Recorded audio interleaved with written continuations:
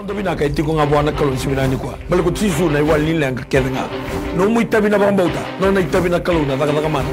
Whatever problem, financial problem, or maybe sickness of any kind, because miracle do happen. Nisambula minaka na turangan na marama dorbo na ngunelewa, and sar-sar tiko maya na mataganis kan dinday. Bula minaka viti, bula minaka ni tokani. Ito torito ko na ngono binang gome, ito wakang bula tugani.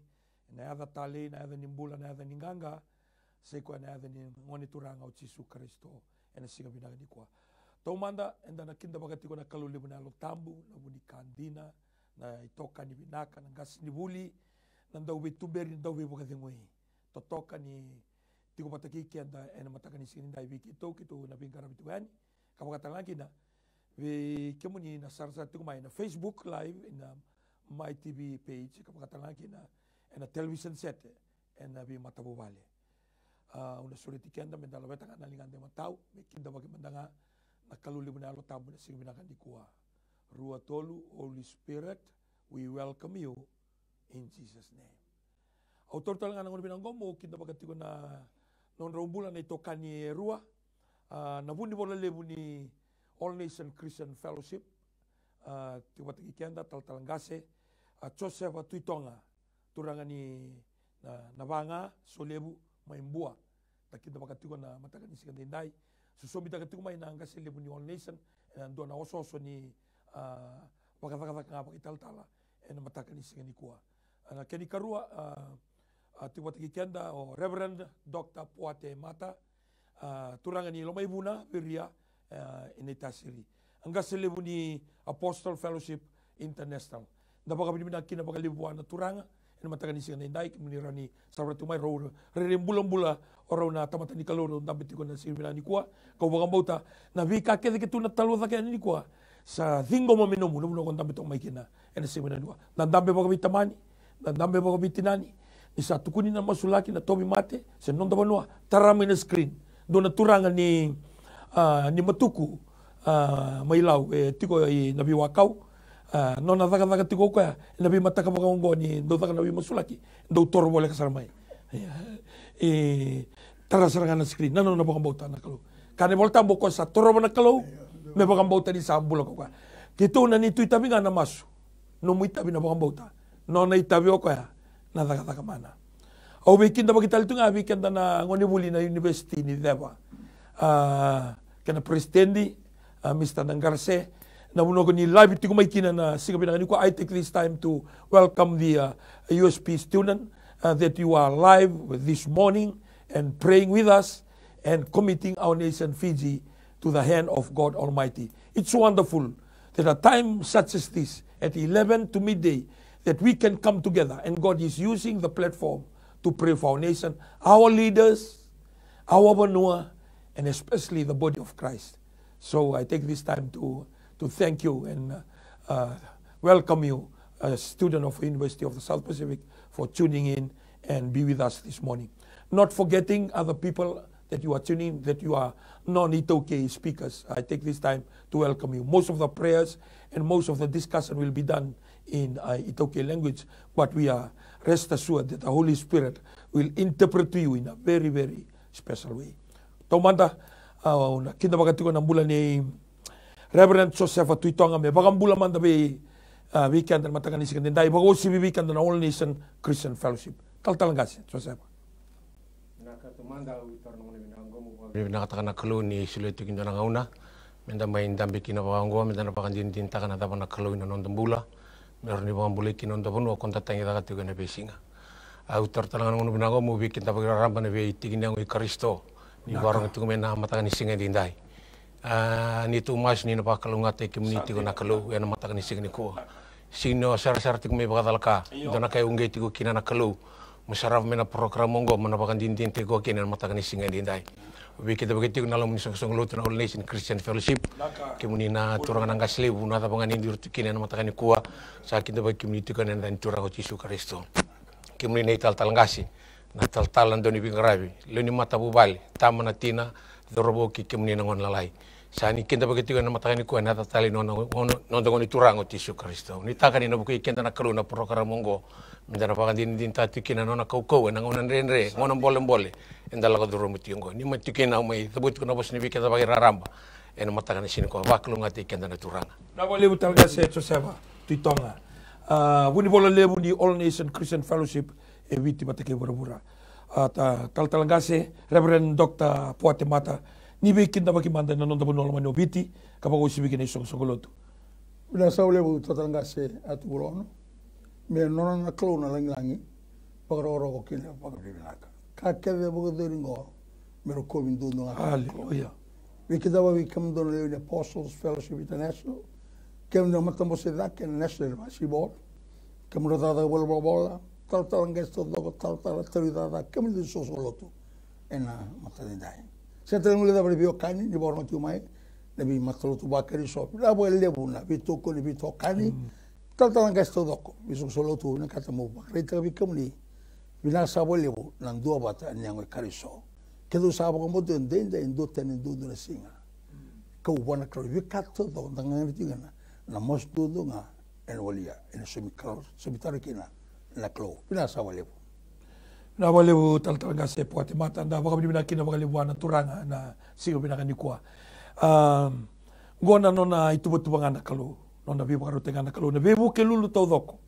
Kena bibo karo wai. Gona singa mbito baka tamba kindua toka na mai television. Me lako mai na liu ni lotu. Ke baka ko warong tu mai sar tu mai. Samber ni sore titi ko na numi so lotu. Na singa bina kanikua. Rani bitar tarmai na 907-2117. Au na katale na viwa saiba bitu, rua, do bitu. Me rauta langa ni sure titi ko na velu taki ni so lotu. Kole wena, me mai bagi tabi talanga. Gona nona pata na kalau. Sini dua nona so lotu. Nona, go nona tiko na kalau. Era kadibi nga mai na nona ilumuti. Ko kadibi tiko na kalau mera velu taki. Mera mai masula kana nonda bonua me bori wana kalau na nonda bonua ni sebina dua. Lenga tabutu tao na tobi mate na lenga da banga. Gona kena bata. Mera lago mai ni lumuti ni kalau na biso ko lotu. Biso tunga na bisinga buke lulu kene bai barwai. Mengela beti wana kalau. Ke baka isanga na numu taliboni biko yaki roni ngiri mai na taliboni ndambe na tolu ruabitu 52 tolu ono. O katale tolu ruabitu 52 tolu ono. 3275136. Itu kuna mai ni semper tu ni rei na mundo nga selebu sele lulu lotu me mai bagi tavi na tuta langa na kena slot. Ken mai woti na covid tini kadiwa ena senga ni woti na program go. Bagabo ke sa sin ndo nga sabi ala mai. Ena dola tunga na batu ni bengara bingo. Mole tongo eno na kaloi sindo eno na. Ke baka na sureti mai so tali mera ala mai ena sureti mai. Me do masara singa. Sa kadibi na onda bula se sa ubu nanda bui. Ko ngona sibina ni kwa imberin tiga bula bi masulaki. Tal gas cobesa o kana masulaka na nonda banua. Asana tini kaba matantu etolu na tikina enduna rau dio sobru kalima. Kena korre enduna undolu dona rau dio sobru katolu. Kena eno anu etolu nan rau. Mai dolo mai dake me ado sara kera beba barabi. Anu lebu anu lai. Tal gas Puate Mata ko na masulaka nonda matantu. Ko ira keda na bingara na matantu. Turang na presidendi mata bubale turang na prime minister mata bubale ora na ngoni kira na makumbuna. Kira todo na minister sa bengarabi. Kira todo na leoni parlamenti. Wili kina na itoni misanga. Wili talanga kina kwartu suspendi ko. Na senga nindo na bakwai. Ana senga bina kaniko. Tamban nimbula, tamban ni bengarabi na lawa. Linga ni wau. Kura na linga ni wau tu viti, linga ni wau tu yani. Ene besa berbura. Doni mbokumbuka nasi kena bunuai. Noni tabiti ko na talanga si Puate me tambor tu bana turanga. Una ga meitini tu kone oti ni wabo kini masu. Se ko na masu lagi kina na biti kina ka Kristo. Na oti una ga sura tu ko Reverend Dr. Puate Mata. Me na dona bi wase bi kenda na sibi na ni kwa nimbera ni dawiri tale do tale masu ni non do banua. Sana ga dola tu ko na telefoni muri sara. Ke baka ko biang giri mai 907-2117 and a text. Ke na 327 landline 5136. Au sabi sulit talaga bikin na nagiri mai. Di ko sa ngiri nga mai warong tu kan telefoni. Kuni warong ota na television balte na delay ti ko kina. En baka buna nonda tu siya ni connect rawati ko en baka buna tu na delay. Warong tu kan telefoni sar tu kan television. Di ko sa ngiri mai. Au sureti kenda, menda sa andua bata, menda sa lako kibuana kelu, ena masu, ena singmina ni kua. Tal gase, Joseph. Tremenda de sumbe na masu. Turanga ki mami vakabini bina ki ni mataka ni singa ndi dai. Vakabini bina kana lu ki mami ni doni tubu ni vakatarami ki mami ndambi ki. Sandina bina bale. Tengi kana ni mami bonua be ki muni. Bina bale. Na bale bunu ni wasine tu ne be cherma bonua na bonua. Iyo. Warongo ki na. Wakarorongo ki na. Na bale bunu mataka ni singa ndi dai. Na bale. Ki mami labeta na ada muni na kalo, na ada ni bulan, na ada ni ganga, na ada ni be kurumbu itaki. Na ada simbara bakandu ni bo biso na ndona ngauna. Na ada sepa kaya to katunga. Mai na ngauna mbuli kino buru-buru mi ada mena mataka ni dai. Ki mami baka bini bina ka be ki muni. Ki mami na numa na ni mami bonua be ki muni na mataka ni singa. Biasa na itini kabana kalo matata be ki muni. Ni kilana be kairan du lau du ruma na biasa na itini kabana ni mami bonua. Ki mami baka bini bina ka be ki muni na mataka ni dai. Na bale. Tatara na biasa na. Na bale na nungu kalo. Ni baru sana be zaka ni buto. Ni baka zaun reba na zaka ni luma muni sab-saba. Ena biasa na yan dundua. Merabakan dina takaturangan nambula itikon doang abe kimuni nakabakalebu na matentu etolu mbur basanga to bata kina kumbuna na kalo kimami labete be kimuni na mataka ndindai sir nindo na baka bulidi kimuni ni sakilati ko na kamuni na baka yadora ni yana be baka bulai na be sereki na be baka tau wataki na be baka rara mataki merabakan dina tai kimuni na ni mami kalo kimami masula be kimuni turana ni mami vanua na rendre lako di rumah ki mami nganreba na nomuni be buke nomuni be barutaki nomuni be bakalo ngatataki nomuni be lebeti turanga ena be sana yandundua ena mataka ni singa ndindai bina bakale besar turanga be tikina yandundua na be korkor yandundua na be kara lako di rumah ki mami labete be kemuni na ni mami banua batna banua ya bakara be kemuni yanda bono etiko kina nambula yanda bono etiko kina na sautu yanda bono etiko kina na tauzoko ena mataka ni singa ndindai bina bakale na be bakalo ngataki ena be yasa ni mbula nga ni bakan dina tai kemuni kina na kalo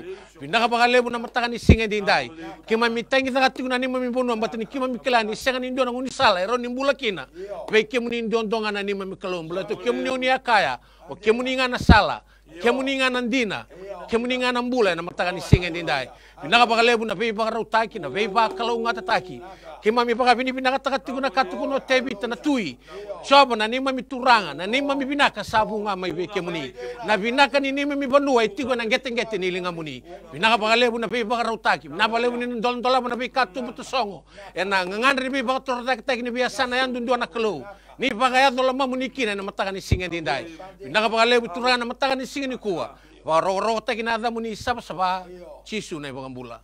Amen.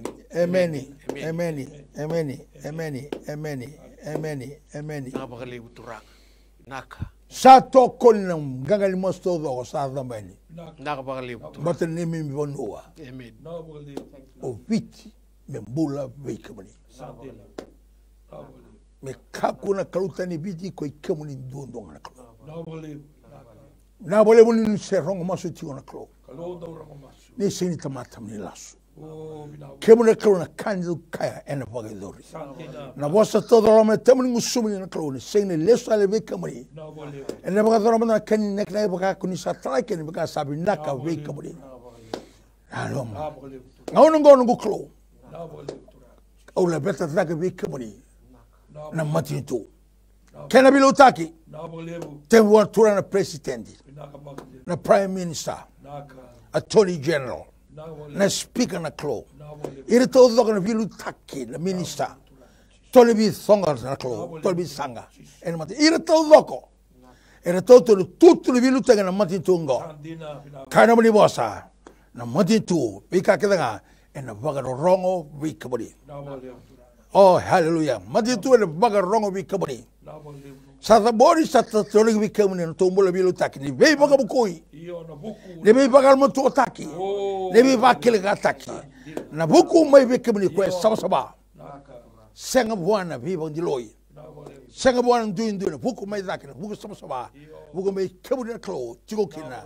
Na bule maro ni sama. Rene baga na klo. Talira no mani bosa. Na boleh usah na klo vika todo na budi na mati tungo. Kaya baga ndora kame baga butangi na dina ni no mani bosa na klo. Zaka vika todo ko na nabu na sasanga ni bi utro date na mati tungo na klo me keni takele tua na klo kebuni wata no mali bossa na klo ka todo ka bo na mati tungo ke ba sa ba ke butinga enda no mali bossa ena lausa tamate ke nga ni na dina dodo na klo ena kabanda na bole na klo bi gara tamani bi gara todo ka mati tungo na klo tamada ni mbola na bole bi gara bi ba ka todo na klo bunu wana nasi ena bugini mate mai toro taratura buno go vitina clone coronavirus na wala bula solivi kamuni tambori sono ngo lele mode sanga na kana sa musugira todo ko no ranga rabina lele buno go viti mer bula bilaga bula ko bula nganga o te bula bala buno clone ene kabde na wala bula tana tamada dangani obisa buli vengara kera tango magitu na lawa me boka duro binaka me bole te libo no club ka ko de bila ko Italia me ke me bulo tio baka na bono ni manti tungo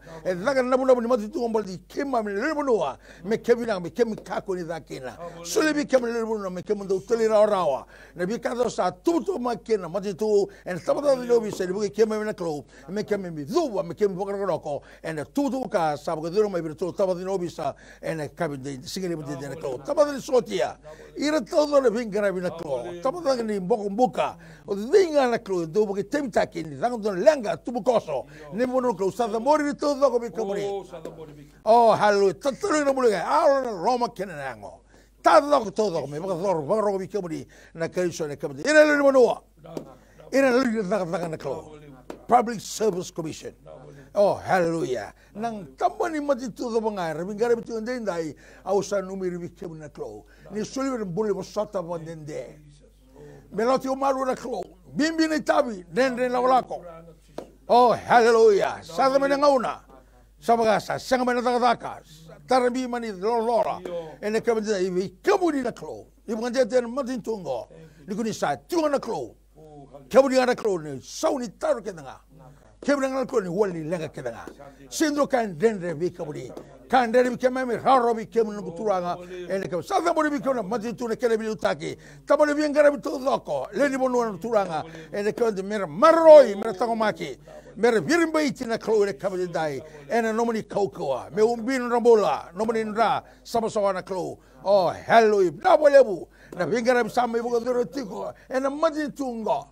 Oh, Chisu. Non garabi, non lewa, non romani.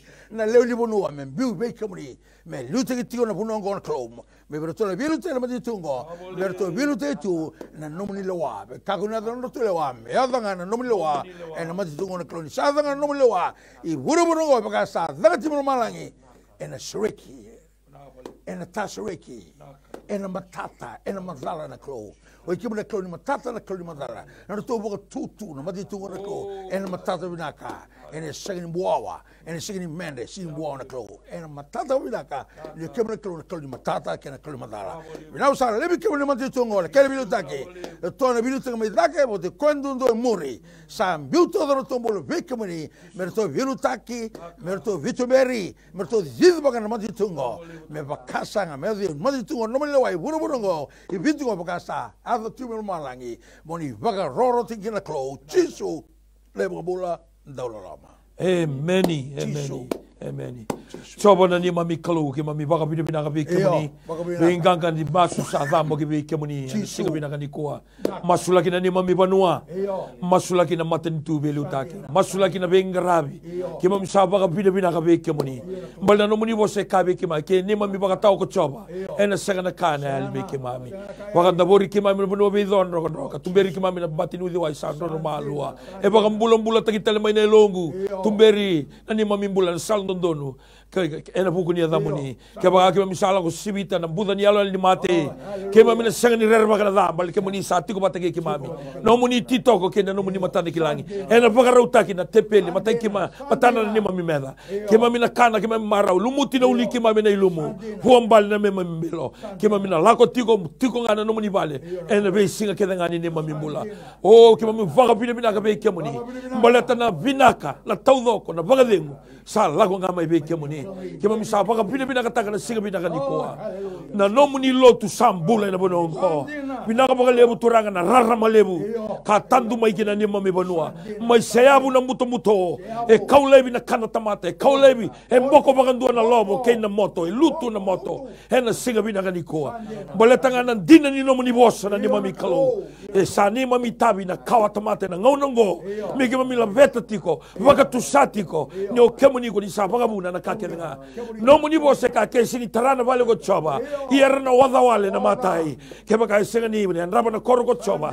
Iera sanga yandra wale ko ira. Era yandra tiko. Ni kema mina soe na mataka da berber ni magadengu. Kema mina kanya tu na mandra nyoda. O kemu ni na ni mami kalo ko ni sa solianga na mode.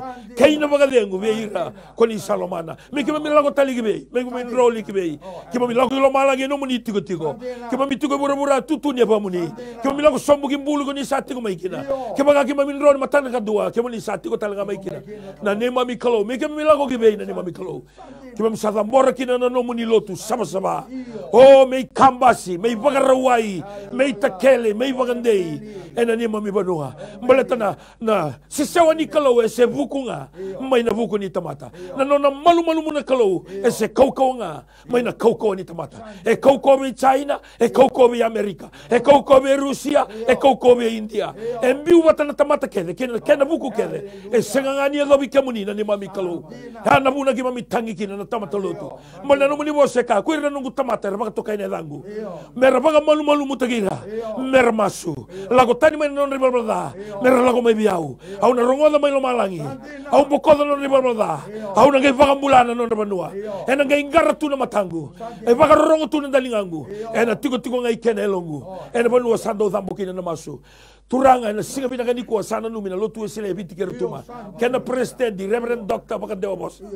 Huni bola lebu Reverend ili vuni suai. Ke ira kede na matai balu. Ke ira kede na kena turanga ni balu. Ke ira kede na bingarabi. Oh, turara lebu kina turara lai. Gura na ibaka tao, gura na dau bunau. Gura na tal ngasi lilu ni waswase. Gura na dau thaka masu, gura na matasinga. Sadambori gibe kemuni na singa bina kanikoa. Lotu kabitu na kena belu taki. Sadambori gibe kemuni. Na eklesia archbishop. Ke ira kede na mete, ke ira kede na bagabuli. Na bi Paris todo ko salabeti gibe kemuni. Hena singa bina kanikoa. Assemblies of God. Reverend Dr. Moses Sedakau. Keira kede na talangase. Ena be songo lotu. Kara bagarugi tu na Assemblies of God. Sadambori gibe kemuni na mataka ni singa ndai. Bina bole buna yalo ni ngarabi kemuni. Bina bole buna yalo ni mositi kemuni. Ena singa bina kandikoa. Masula kina bole ni talangase sulia kurlo. Kena CMFI. Ibichi kwata ke bura. Koira kede na talangase. Koira kede na tala. Koira kede na dawingarabi. Oh, koira daga na office. Sadambori gibe kemuni na singa bina kanikoa. All Nation Christian Fellowship. Talangase epeli ratambadada. Ko ira kede na kena bingarabi. Matai valu ke ira kede na kena do bingarabi. Ko ira na ngoni, ko ira na thorbo, ko ira sa masula gibe kemuni. Ena singa bina kanikoa. Labeti gibe kemuni turanga. Na bika kede sara. Era da kabati ko mehanga kina matantu. Kom sa baga bina gibe kemuni. Na afi ndabe tuko na kena gasele bunikoa. Na Apostle Outreach na International Fellowship. Sa masula kana mula ni Reverend Dr. Poate mata ena singa bina kanikoa mbuli mata wale kuri ni talangasi kuri ni taltala ura bingarabi na singa bingarabi na bongi sa mbori be kemuni ena singa bina kanikoa na agofai na kana be lutaki kuri ni talangasi sa mbori be kemuni na Baptist na Presbyterian na bi songo lotu na Salvation Army na Anglican na Samoan Congregation au sa mbori be kemuni e so usini da buta ia kemuni ko ni sakilana ni mami kalau sadambori na yango i Kristo kebe kemuni ni sandu maunga na yango ka sandu indu na beti kena ke mami baga bina kebe kemuni choba na ni mami kalau no muni lotu mena thandra me zaunde me kata me rara masarmai masi matuituina ena ni mami bonu ena singa bina kanikoa sa masula kina no muni lotu ena singa bina kanikoa toso na linga muni pi maroroi vi tangomaki vi liutaki kina non rambola sora kauta boli na itugutuko era kanya tungana waini matandra stama tuna molumumu stama tuna ndrendre na kaseti nandusi ni ratamatanga lebu na ngauna randambe lebu na ngauna rangasi lebu na ngauna tangi ngalu sa masuna nungu kalau na waini matandra me kaku ni lagotani Au sa masulakan non rambule na siga mina kanikua. Na kakana era kania. Na non reisulu ke non mata bubale. So na ngauna sotami na mbula ngalili. E sotami na mbula e makananda kui. Na mbula bilingi. So na mbula era bili rakia na bebo no era kina. Sa masulaka turanga. Ni langi na evandra. E kauta na itugu binaka. Turanga me marro ina evandra. Era kauta tigo na itugu binaka. Non mata bubale. Kuira na luvendra. Kuira makumbundra. Me saki. Me salu boyawa. Oh me rongo yawa yani. Na non itugu era kauta tigo na itugu binaka. Ena siga binaka ni kuwa. No muni lotu turanga. Me kama me daunre. Me tuda ke na wamalai. Me rongo na dindi bara. Raitale na matamboko. Sereki kwa sabi suki. Vanga lala taki kwa sama boa. Nandina ni no muni bosa. Ena siga binaka ni kuwa. Turanga wabura me raida na no muni lotu. Oh ken. Lenga ni bura me raida na no muni lotu. Balera no muni lotu. Hebi taratara bata kilo malangi. Na matan tu bura zama ngai bura. Ia na no muni lotu. Hebi taratara ki kwa lewa na kake daga. E kaki na matani singa medila. E kaki na bula me buni na o. No muni bosa sa roti ki mami binaka na singa binaka ni kuwa. Sa masula ki na lotu. Kena bingira. Sisu na nema mituranga. Na nema mikambola. Amen. Hallelujah. Turanga marama dorbo na wanele handa wakila ni siro kolo malangi. Ena siga binaka ni kuwa. Era do ka renonda kasi indola kilo malangi na masu. Lebu ni masu kina karabang bauta. Era sama ikai tu kina sa indola nga kilo malangi na masu. Kau bang bauta dona tak dona ngona binaka ni dambe meron da surata tiko na tal ngase Reverend Dr. Poate Mata. Me wasebi kenda na kaimbite mata ni lona na kalo siga binaka ni kuwa ni berani tostale na programo ena siga binaka ni kuwa. Da sabole bu tatala. Na mbongi untamiti kunga imbiti bena kron tini. Wala tamo na koro ni bingona. Wase vitu na tini tiga ba. Koro ni bingona vitu tiga ba kebaka. Era sabaka mono mutira nuto matera sabaka etani kine rango. Masu. Mole biao. Lago tani mana ri barbalda. An rongo melo malangi. On bokodo ri barbalda. On bagambura. Na no bonua. Tatala na kada tungo na masu. Na kada tungo vitingo. Mate. Kwa mate taka. Borobora. Adame vitingo. Kali tungo rongo dono sa sibe ndulu milo ina tamata. Sa tere tu mate ngo. Undol ira sara mate. E da bakabili no abole bona klo. E na bono todo ke lago ni kena mate ngo. O vitin dundua. E signi toso. Ne uli tamata tere e tonga e na tirika diwa. Sinto suru sobulu. E sengata ni duo bira e te vira matango e mate. Kelembale ona taronga. Na dabra kabuni. Zamandra buna. E ba kilongo na kai bogodora klo e na bunongo biti. E usaba kwa mboto sana ngona kauko ni masu. Amen. Totala. Au baka mina tega vole buna klo na mbule tilioni. Songo. New Methodist Christian Fellowship. Dobi matakadada ando umosi tiko kwa. Ando usema tiko mai. Boka moto kendele tatala da sema mai. E usili baka titi ngani long. Na kado go ibiti. Na mati tudo nga esini toso. Ne uli tamata teri na matango sangata ndu ya mateke. Ngona kauko ni masu. Ya zamta kida kaba. Sa tiburongo. Esa ubango de mesaba lebu na soto bango. Ena segamba ni ramen da soto bango na nguna ena duro bonua. Ena mona libu ko satungo. Hallelujah. Na mbio libu. Sarin do bangataka. Dange lebu na bunga. Lutaka mbako se denga mi lutaka. Gele mo nabu singaka na kala kaloko ngora kame ko bo na kalomaso. Dange maso. Ena segamba ken da tubo tan duro bonua. Seranga ni samane londa. Ena doga na nguna. Hallelujah. Ena masu. Eu saba kambauta. Ke baka nduna ka me da sa kaba do bogo biti. Me sa le vegetale non di baka tandi ende ni mulle masu kendo tar kani baka tandi ende bana kende tikini ngongo. Yo ke mandare mandar ka bogo lati na bogo total. O ma robo le bogo roti mo Ucrania bogo te o total tamada e bango ke baka samon changa. Sa la como vi una tomo ni zabuti na masu na karuni bingona na kena wase vitu chini kapa. E zabuti tanga na masu. Kembali nakalo sa tiko pata ke muni nambongi. Nikila Nina oso so niko tal nga sila tamatata. Na lo ngame na buri boli lebu. Sana num mandingi mo sana wasi na bosa nikalo. Bila boleh. Sadina. Dilo no. Kami baru tu. Na masu daga tingo. Vana kaya politika me tigni masu. Sadina. Matai kebaka era saba ka mbol mulu tigi era mutamata saba ya dani kine dango. O de isso divino ona tomata. E bodene dan. Iro tomata. Sadina. Kena tomata. Yau lotu ba kariso, na dan kariso, enda bodene kubina dan. Sadina. Kemra kenda todo tomata lotu ba kariso, ongo kenda, enda bodene dan. Kemra bale koya bana kango tuno koya. Ba mulu muti kenda. Masu mole bua lago todo di problema. Na bana kango ai me dá todo, tini masu que via. Sadina. Kemra via au, kemra baron tingo, ni da ba mulu muti kenda. O tam daga masu wana klo, mi da ngole kibwa, daga lauta mo di problema viau anambula e kaboro. Au ta kusumanda. Tal ngas. Bai. O se do buno na lutu sele ke muni sa tuna area i bi ba lutu taki. Iyo. Iyo. Muni lo mai muni mainda be bataki o ike. Iyo. Viau ya anambula la kusobo. Iyo. Igoro ni waronga da indua e sengone lele no nambula bagalo na 95, 96, 97. No muni ba madala takatiko. Baltene sona mu ba mal mu sali tiken durtunga mu ba mal mutaki o bagala. Via una vez suretini ke muni sini reda mai na nungu ngone ena pura ni pinga rabi bagai tal. Balti ke muni kila na nungu bula. Ya.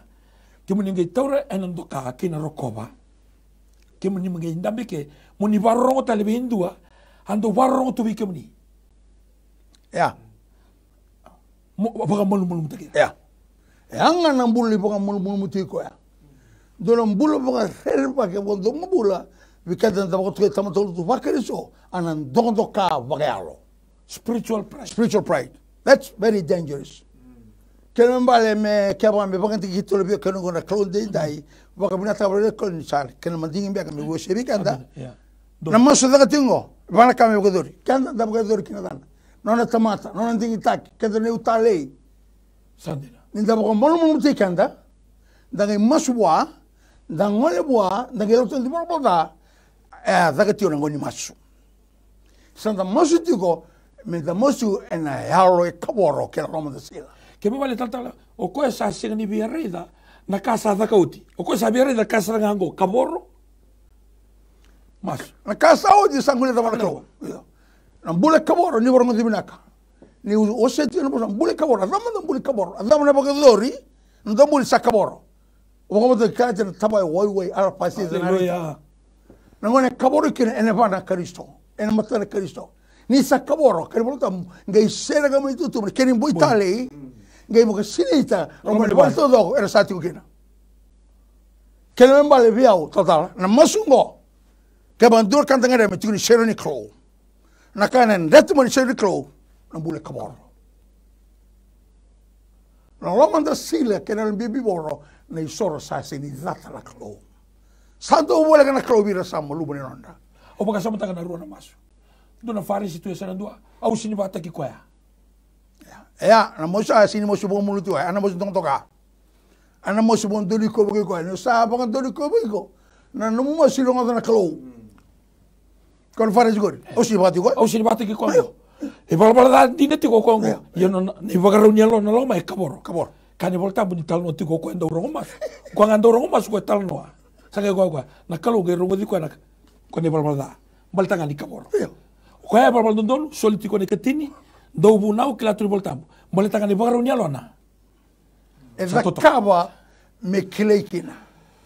Ka solia me kila di tamada buti nau. Na ka zakaba ke wana klo. Me rongo kina me kilekina. Tambu kenda da garba ko tu anu gilangi kinu sio sabo da tamata. Na turanga e sinu sena lang no. Hallelujah. Ana ko da ronga di tu mbula. Poka mulu mutu mbula kaboro. Ni sakaboro na ndo mbula na mati di klo. Ni da poka mulu mutu ke de tal tala. Da ngoli wala klo na masu. Da masu na ngoli bantu ngoli bantu mbulai. O ta menda ke lago tanu di broda. Ya wilikina menda poka tutusa. Ena ya le kaboro. Da poka mulu mutu ke de le kaboro. da masu ne le kaworo Roma da sile che era ramususo da lotta di volo da mutu sa ne le kaworo Roma da sile bibi volo che me vale na kabuni kato da digo is brokenness santa kaworo Roma di klo na kaworo Roma di klo and that many seroni klo isa tuni seroni klo santa kaworo e na matana. We will be the center of attraction when we are Christ-centered. When we are Christ-centered, we will be the center of attraction for the glory of Christ. That will all come about brokenness. Kaboro, kani moy. Esini may imboy na tabaya. Kona yang tunga esini imboy kona ka tiro ama. Nambulo midaka, nambulo kami, nambulo tale. Ani kaboro. Kebal bikanda daboro ti menindai. Au boka bilu nga wale wana klo. Ni boka geta la klo na tomata. Emeni me visule ti bango. E tire kini naki. Tato do gaza bikanda tu kini naki. Katale bitu tire kini naki. E tutra na kamenda wakadora. Kena bona katale bi rurutu o biti e tire kini naki. Emeni e tutra na kamenda da kaba. Membala ta casa do digo adon da beda cabo pouco na cabo não mobula mentalmente me masu e na vossa lá tive corporate whatever we do we must do it corporately should humble ourselves corporately pray to God corporately not individually not denominationally no humble ourselves corporately and pray to God corporately we seek his face corporately come out from our wicked ways and repent corporately. That corporately, the center of that corporately is brokenness. I believe with all my heart. Lubengo? Niza sar zakaba. Bikan da bagaro timungo ni tutungo. Close in mitamata. Santa bagadore panakaya. Da bagamutikan da nelo kaboro. Na roman da sil nelo kaboro. Da moswana klo roman da sil ke nelo kaboro. Ota del nokuba. Roma da Sila el Coboro, dalla tua di Borboda, da Busa, e na Roma da Sila che era il Coboro. Duna non rappresente, e ne Bogadoro con la Kango. E vanno a cammin da Bogador, non mostro dico. Da mostro in da Caboritico, vanno a o come lo chiama? Caboritico, masso. Caboritico. Mostro va Caboritico. Da mo li bicotti da Caboritico. Da tua di Borboda. Da tua di Borboda in da Caboritico. Santa kawe wana kaya ninda bula kawara matiko yang ngali mas na klo le boda ri turna ka en rogo do meno malangi ko drogo da basu molo romanticis God answers prayer that's offered in humility and repented ko rogo do meno malangi kamni borno tingo na close up borno tingo. But there are collisions before he hears. And rogoda kalunumalangi and the bokoda di barboda de bokobula no kamuno viti na bula. Ni sambula bono viti na kato do viti tala na bula. Na tamata kabagayau e umbuli na gele na itei na manu na hika na daba na kato do bono o viti na bula. Ana kai mbitu da klo no umaro ni ro do nyalo ta mosi amen ya ken bal ata mo tuti bikan kama da bagador au sabo ko bota lubengu poso de kadu lubengu au sabo da talgas me bagati kibu de klo men dewa me bagaram lebu kaki na mo somo da tingo au sa se lebu to ba somo tiwi sakena ofra du corporate na sagambaka ko sakawti men da kuni baten do kana bundo men da mo somo tikena en mona libini basatungo ni belube rodi baka taggo getuna sotomika ngona ka ngona na kame musulake en zabanda da kabo na klo men da kabo tigo en alo bimbi boro hallelujah Roma da sile kera bimbi boro e Roma da klo e usaba mbota goli titi budi bi kalebu en forna klo sangi boga bi kena tomadiko men da la wata mai come together as a corporate body. And whatever we do, we must do it corporately. Humble ourselves corporately. Pray to our God corporately. Seek his face corporately come out from our wicked ways, from our sins, and confess them corporately. When we do that 100%, I know with all my heart, God will hear from heaven, will cleanse all our sins, and will heal our land. Fiji for Jesus. Amen. Now we live. Oh, hallelujah. We live. Isn't that wonderful? Hallelujah. Fiji for Jesus. Fiji for Jesus. Turanga kena marama thoro bo kena wana au bambuta ni kimuni bakila na ilumu na ono ko ni sarsa to mai kena gori. Kitu ndami to go kitu bakila na sera au na ilumu. Jesus. Aro to mekana ai se ono sa bulgono. Wale da bandu bia tara. Ono da bandu bia bakarutaka. Au sango le bangana tomata. Saya lo malua ramusunelo na. Ngai re bakana no bosa. Au bambuta sarangani na dona ngona na tolungo e dudur mesa toso bagalilai. Mesa na rauta na lima. Me kopra de. Me rua sanongo. Rua sanongo me via kopra. Mana bawa bina kesa me na bagara dona hol lebu dake. Me ni satu tu kopra. Ke na ngao ni tu na covid tinga diwa. O ni useti na covid tinga diwa. Obi te avanga ki tinga diwa. Covid tinga diwa. Avanga ka tinga diwa. Ena sinindo e mate. Ngai bulan Desember bulan Januari au sambil tu na minsta nimbula. Ena sinindo e mate na misila. Ena sinindo e mate na covid tinga diwa. Baltani kemuni waseti ko na kalungo dorong masu. Tal-talo baro ko tiko mai ni kwa. Na numatiko. Oi ko domo ni kalu. Na bunua da ko tiko kina. God has ordained your life. So don't look down on yourself. Kita undang betiko kita tutu pasal tu ngaki kemuni. Tutu pasal tu ana matani peculiar people. Kero undang betaki talga si pelir tambada na vida na mato sauti na program botongo. Kero ke bitan undang tiko out of thousands and millions. Oi ko mga indomo ni kalu. The second ni qualify. Nambule pakasisila. Nambule sika ni todo ko. Ya nakalo mengai paka iyo taka nga.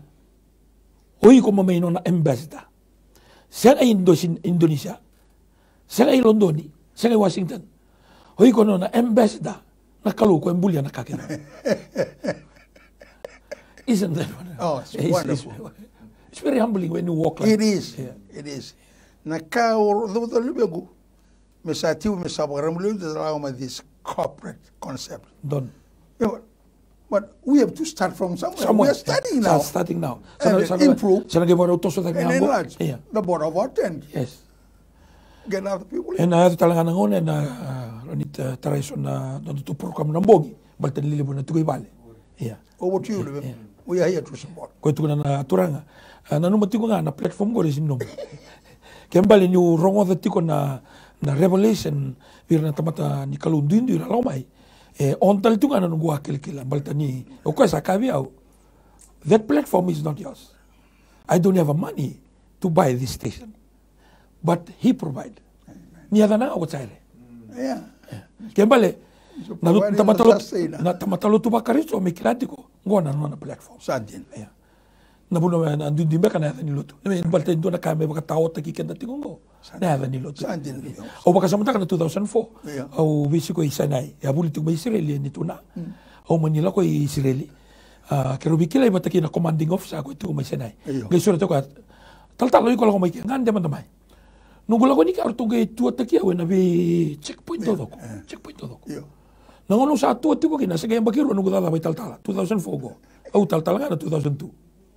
Ga imbita be ona turanga ke bakawal nga na lotu me reida na matei balu me bata ki kwa reida na yango na MFO multinational force in observers in Sinai na uniform todo ko to bata iko sinikla e kai Ghana kai Australia e kai New Zealand na beret na damdamo na scarf na damdamo na uniform irae be grace toka Todo bata ngai dua ngana kuila lailai mengai indicate tanga iku mai biti e tonga ike ni ko reto ni ko sende na kuila iku sabole kani ngai reda ko o kai biti o kai ni ko sabole kani ngai reda ni ko ya to yani o ko ya MFO ngai biti me una tura ngai tuna na nungulo tu me baya ni rare mai na tamata ke muni toto bata ke Sangay tunga na local church. Amen. We need the local church. Amen. Magay garbina. Kaya bali, ni usaduro yan na afi. Iyo. E uduro yan na nunggu panindoto. Iyo. Balta na commanding officer. Iyo. E nunggu commanding officer. Nunggu talaga. Ya ni uduro kina all nation. Ni nantabeti ko kera ubikadi bitadingo. Ni uduro yan kina all nation. Au na reditadingo. Kera commanding officer wata. Iyo. Endindinga na company. Iyo. Au CEO ni Bravo. O ko CEO ni Alpha. Ia na commanding officer. O ko ka hala ko kina ko bila tai. E senga ni ndo bi kera o. Hallelujah. Hallelujah. What a powerful. Wada. Na au no tubi wasi to mandangango. Sa dembura katiko sa seri katiko na ilumu. Kura mandanga nambada era mbula tu ga taranga na screen. Just if Christ become the center. Then we become a coming attraction. Not because of us, because of the Christ in us. Yeah. Is a hope of glory.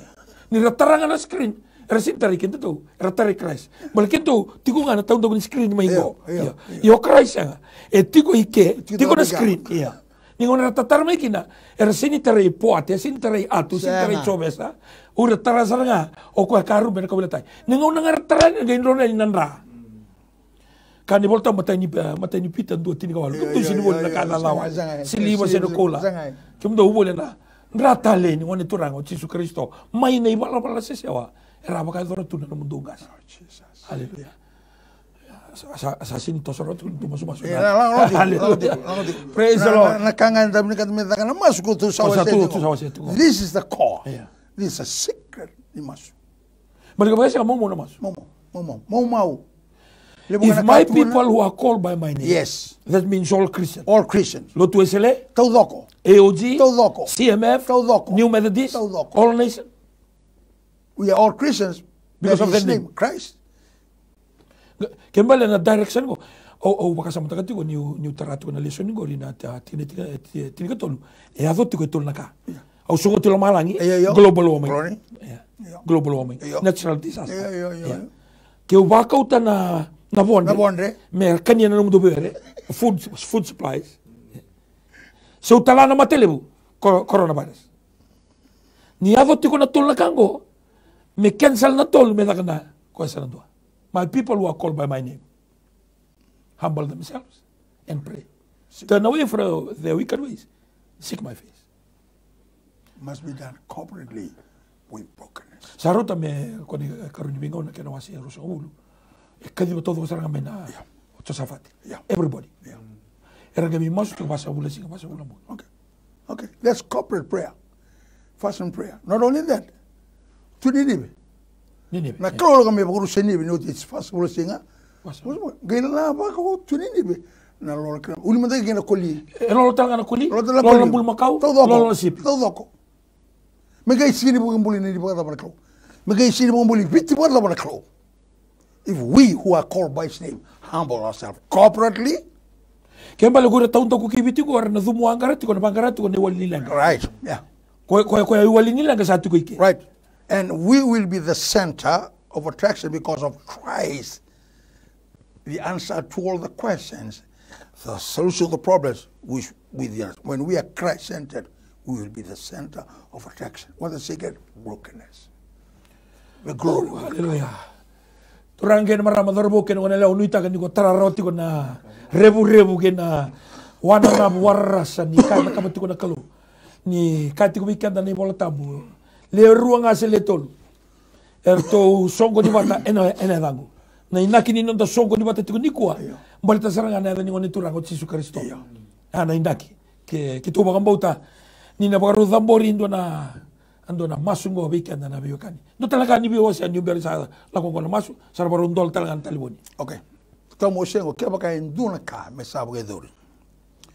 Me sabo ke libu saranga na masu. Bila bitel ndo tali baka tangene. Me to ko ndu na bana kake den ko to bana ko na masu. Hallelujah. As individual we must be broken. Roman da sila el bimbi boro. Santa sema angulu bi ngona kawda kabatu when we come together corporately they'll be much more powerful. Kaba baka mbuli ni bela klo na rolo masu. To justify. Can I say something here? Yeah. Or should I say in the choir or just... Just say it, just say it. Okay. Why can't we do that in Fiji? We can. Means like much like a one o'clock for the government to set aside a day every year to be declared national fast and prayer. Right. Sunday. We do that corporately. So most of Basa, most of them on that day, get on the prayer points. Sunday. Oh, hallelujah. We can do that. Amen. We need that. We need that. I don't get me public holiday, no. It doesn't really matter. It's a public holiday or just holiday. But there has to be a holiday, H-O-L-Y, D-A-Y. That's Not what holiday, H-O-L-I. No, H-O-L-Y, day. That's what we need. We need that. We must come together in unity, Hallelujah. corporately, and pray. You can mention on the clothes. Hallelujah. God honors unity. God honors humility. God honors corporate brokenness.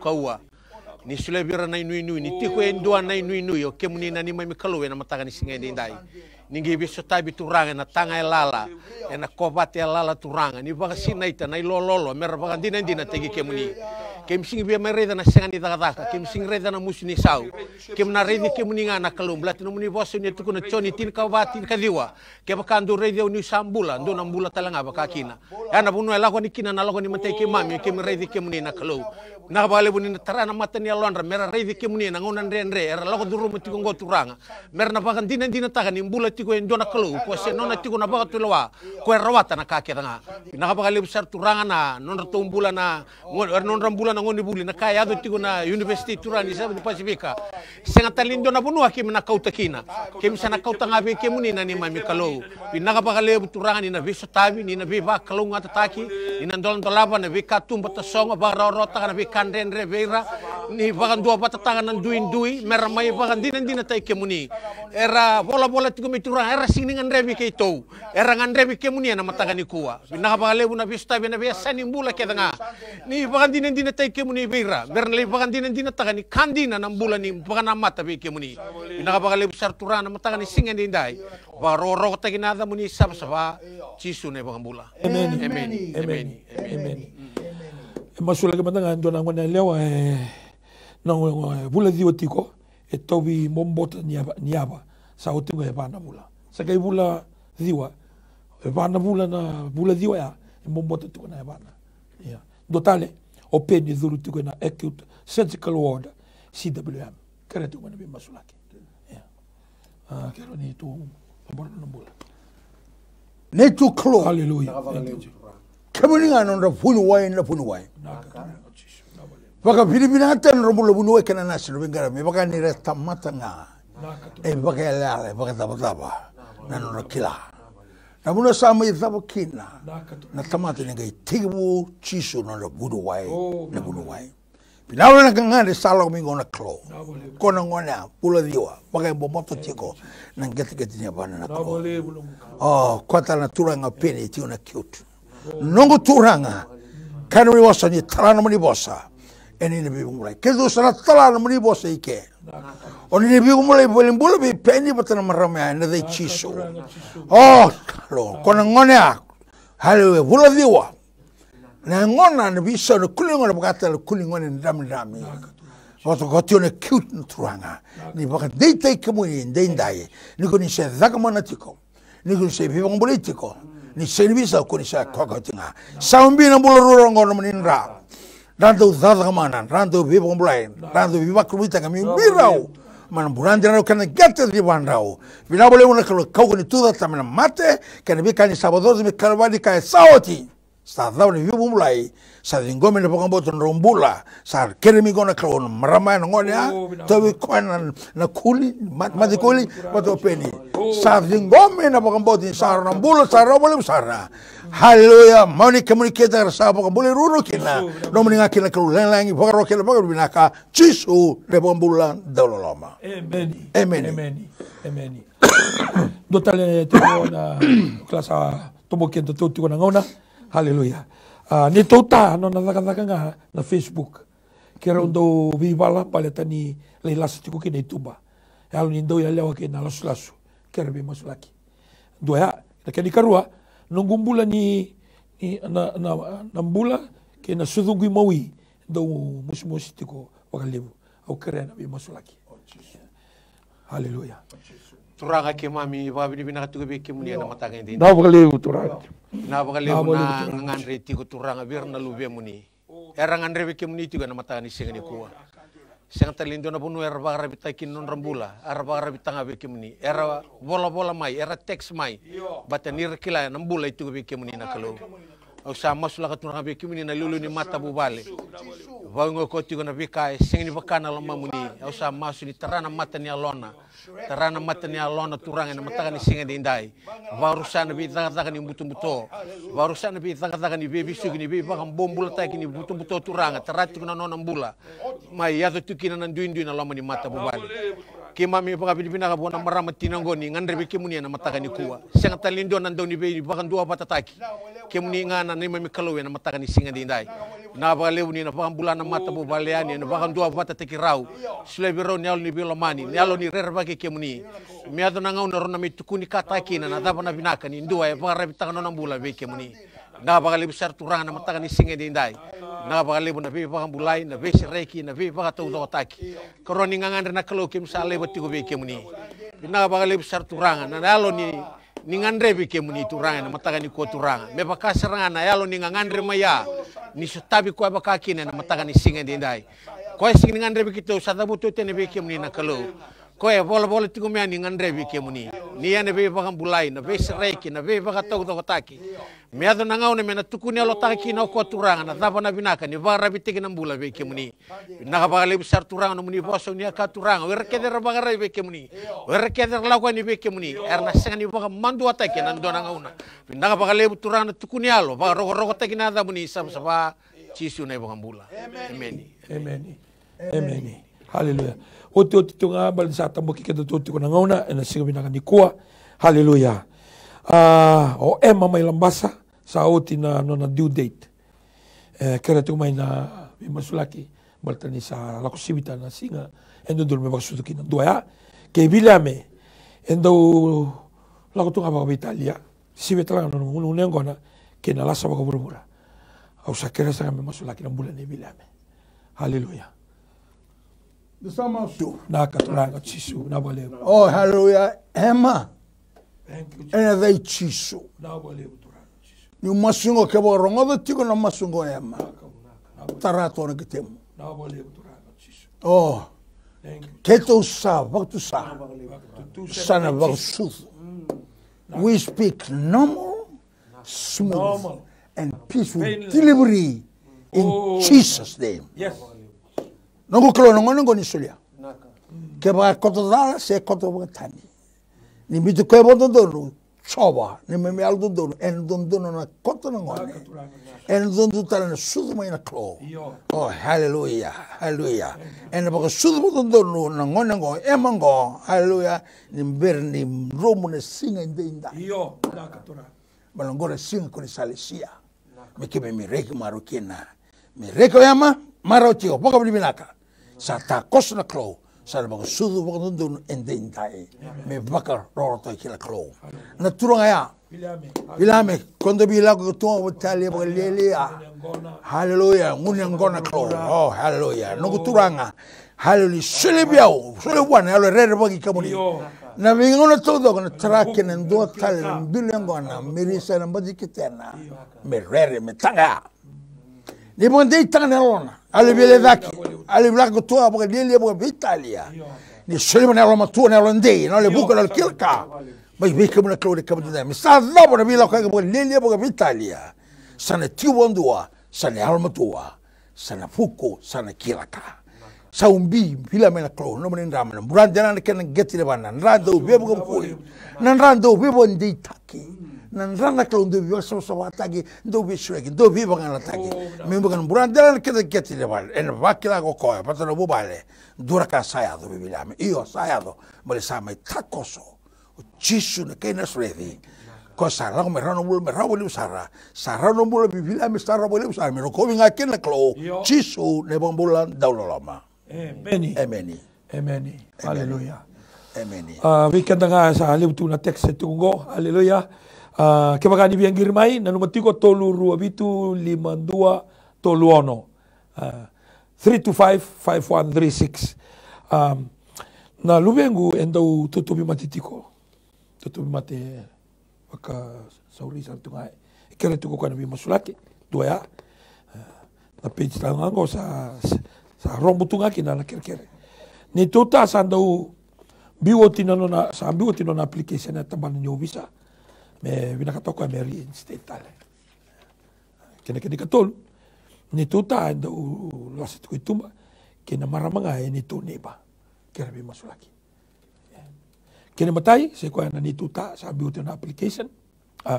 Sota do na lube go to mate. Kena karua ni tuta biwo tinano application o visa e kera me reinstate. Kena katol ni tuta rau lasit ko kena tu neba. Hallelujah. Oh, binabakalebu turang. Turanga binabalew sar. Kimami baka binibina katigo be kimni na matagani singani kuwa. Kimami baka binibina katagano muni waso net ko na mateni pitali mabitu. Do bita be ko na mundo lomo da kedanga. Isando na numi kimdo. Kimni unia tu kuno turang na samin do na rokotolo. Au na baka bulay kimdo mena kimdo mati kedanga. Erangan reba na numuni be baka bulay. Numuni be sireki. Ena matagani singani dindai. Binabalebu na ngone ando bugu-bugu ito mati tiko na kalu. Kito sama sini ko na numuni tamata. Nini na be baka bulay. Nini na be sireki. Na weni ke muni kuita sana baka bulay kina. Ni sireka na be bu na be sugi babi na kataga na be bu na da. Ni baka bulay na be bu na mati na matagani singani dindai. Me na baka dina tagani singani kawale. No na tatara may be ke muni na matagani singani dindai. Nakabakalebu na be baka bulay. Na balebu ni na baka dina te ke muni. Ena matagani singani kuwa. Na balebu na mbula ni numuni tamata. Sambil tahu tina nona bola kira-kira na kalau mena listali na daga-daga ya na kalau kemuni na you are the God of restoration ina restore ti kota le turanga bunua daga-daga tu kenelium blata ni savangara kemuni mai ena mataga ni ko turanga ko e bakan dina taga na nomuni bosa ana bunu kira-kira mai kine na mataga ni kuwa ningi bakan di taga na nona bakan bauta ni bakan dina tai kemuni bi koya ni sila talibwana nona daga-daga na kalau mena bakan dina taga ni sangani kawale nona bangara ikemuni mai na mataga ni singani dai ko sakune ikemuni yo kemami baka bini bina kataga numuni bosa na sing lasu ko nga sakune ikemuni sakune na mbula bina bale na be baka bulai bina bale bisa rawa na daga bina bale na mataga ni singani dai bina bale na lulu ni mata bu bale ai na buku ni besu mai bisuki ko tukuturanga na mbula ni lasa itumba na mataga ni singani dai o sa masu na kloni baka rusa ni baka bele belata na be ndraki ni mbula trati kuna nona mbula na besu ke bura-bura na biba totonga ni buto-buto ni barusa ni dawi bubutaka ena kau ko mana ni azamu ni tisu turanga ni terana mata ni alona ni basudu mana yalo ni rere bagi kemuni kena yalo ni rere na yalo ni lomani kemuni ka ko bagando ni sulibo indona bagazengu na matagani ende matagani kuwa na bagazengu mengei nona ni sa bagayo melesu be kemuni na matagani singa dindai binaka bagale besar turanga na masu ni kere-kere ni ngebe sotabi bona no muni marama banda ni bangara kemuni mai na matagani singa dai nakapakalebu kimami baka bauta kimami baka data kana boso ni kaya na madhiu tinkan marika tinkan dua rosa bulkaba na bika keden do sakereni do samasu do baka dinata ni do sarwata enangai nomundunga kim sathingoma na bika bulai na rawni daka turanga na baka binaka ni mata bubale ena kau koma na ni adamu ni chisu masi na baka binaka na adamu ni chisu na ibaka bola binaka dina ndondonga amen amen hallelujah praise the Lord. Nunggu application do talina be moslengo au sambito ni tabanyo visa. Ubina kata meu dhuru, ubina kata meu dhuru be irto na visa. Do talengo bubale na salambula enambua. Kitu sakela satu ngar be mosulaki wata ke choabe. Kera na be mosulaki bolete du stroke tiko. Tolu na bitara bitengo nitaka ni haleluya. Tu sulit umay na technician na kinandobing grabe tintal miniti tu sa ala ko sibita ko na 5 sa watal tungo 5 minute kaya tal ngase haleluya ke mga rua rusa bodo dura kama ibura ena bodi buka kena mo mananya ke wa rua rusa sera ke dura kai ibura ene sueki baka tala kiri mino malangi ke bata le rua rasa krendo raka vitama muni ene damuni ene adu me baka kena nango turanga runi waso ase kito boter tona kere bengo kito sa pauza na mate na vikato loko oh halwe vivo to toga ni chiko ene kabde sile bode dai ka shreka na vivo dingoi shreka na vivo mulai shreka na daga mana shreka na vivo kurumutaki vero to todo to kere to ngor klone kam de wilkina ko bin ka me daga daka ene soliwa sa kere ene kune ko ko sa ba sangra en dole wa sa tu ki na maramongo ko kere ke tuna klo ke sa ba mbota me va casa rendir mo mosa sa soliwa non kere kere me daga tal sa de novisa mo sa me kune na kabo sangra tu na daga naka sa me dole ba sa tu ke na klo me sa su na daga na klo en mata de dai oh hallelujah wilki na turanga ko te ko de stroke ko sa sinabala ke mo na klo oh hallelujah ke mo ni dodo nga chisu na watu me zakabu na kakidanga au sa bosa wa na bunu sinabala tikume wala na chisu na bunu bestu me sireki na chisu na bunu sabaka mai malumu me kauko na chisu ke mo tra baka kauko sa se ni abara roke na sama ni ango me malumu me sireki na klo ene kamni binabulu standa binaganda tatu binagana uto Vikato do cruz, boca sama chama, calamo sama bonoti. Na vikato do que sama mais sama tu mondua, saratibu ya hapa para tale. Ni sarambula tale na klo, ene kamni. Na bolemos na kogo ni tu da tale mate. Ni saba ka tele na turango tobi stotiko. Oh, hallelujah. Sana toda ke. Ene dai chisu, ene kamni dai. Ene pongan dindina tanga ni tamadongo. Oh, ene pongan dindina tanga, ene tu na rotak, ene pongan dindina bula. Ena ka zaurado ena tuno ko chisunga sa mambuliao chisunga usama ilako tale kina au mai tundo usama ilako o halu bila wale usara visreke ni bumule zama manlemgo ni sabaga dorme no maninga kina na klo na langi pagaroro kena baka binaka oso binaka tagin dudu nga kena dawani mana tambu sawa maso na baka binaka ne damuli chisuka risido na ibaga mbulandina dawloloma amen hail in Jesus name. Haleluya. Me bakani sa tombo ki kito toti ko nangauna. Haleluya. Na wabdu na kabali musar buana turang na siya binangan kuwa. Au na sureta tiko na taltalangase chobesa choseba. Ngai tatau nga sobe kana tuwa ni nungdo sosogolotu ni mbera ni sulti taltalangase puate ni mai dapat ko na programo en siya binangan kuwa. Naka tumanda da babina talwali wona klon sa war mai dapat ko na programo binagongo.